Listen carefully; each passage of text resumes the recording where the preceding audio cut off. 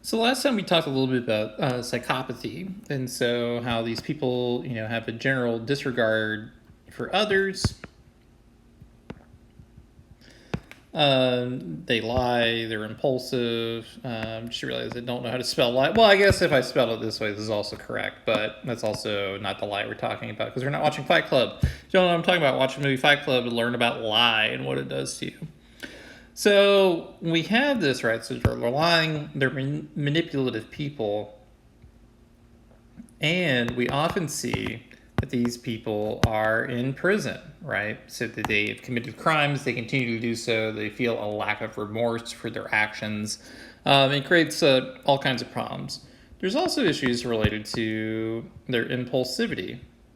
So, they're really risk taking, they want something, they get it, and so they get distracted by like these kind of short-term goals without evaluating the future, and they have a tendency to offend even while they're in prison, right? So with this though, is that is there anything to do about it? Can we make people not psychopathic? Well, I guess that depends on your philosophy in terms of psychopathy, right? I think we would all like to believe that everyone can be saved, if we, treat them in some way. But obviously, there are some people who are unwilling or unable to change for whatever reason. So the dude who, has the P-cell Robert hair, he seems to think that these people are dangerous.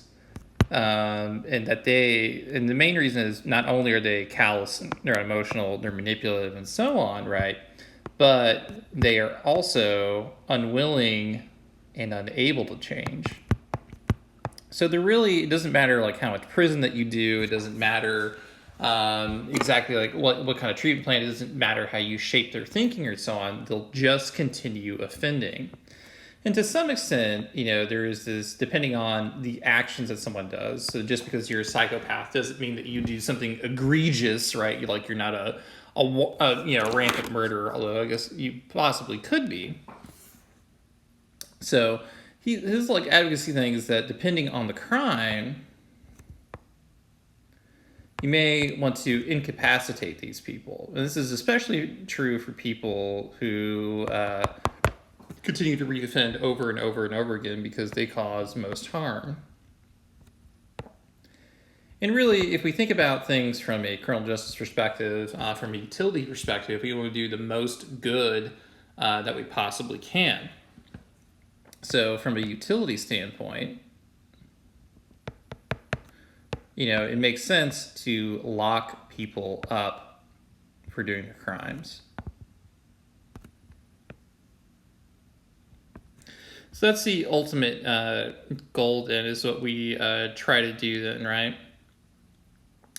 All right, so let's pause here for a moment, and we'll continue to pick things up in the next video.